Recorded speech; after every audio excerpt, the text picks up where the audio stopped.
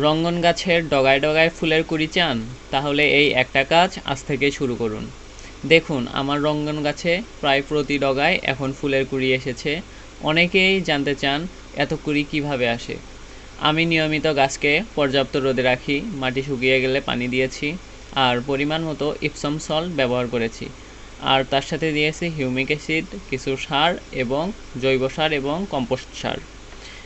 আর ipsum salt এর magnesium গাছকে সবল রাখতে সাহায্য করে, ফলে নতুন ডগা তৈরি হয় এবং ফুলে কুঁড়িও বেশি আসে।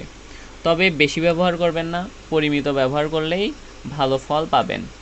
ফলাফল আপনারা নিজেরাই দেখছেন, ডগায় ডগায় ফুলের কুঁড়ি। আলহামদুলিল্লাহ। আপনার রঙ্গন গাছে এখন কতটা কুঁড়ি এসেছে কমেন্টে জানাতে ভুলবেন না। তো আমার ভিডিওটি ভালো লাগলে অবশ্যই লাইক, কমেন্ট এবং সাবস্ক্রাইব করবেন। আর ভালো একটি সুন্দর কমেন্ট করবেন আপনাদের গাছে ফুল এসেছে কি না, আর কিছু জানতে চাইলেও কমেন্ট করবেন। ভালো থাকবেন। আসসালামু আলাইকুম ওয়া রাহমাতুল্লাহ।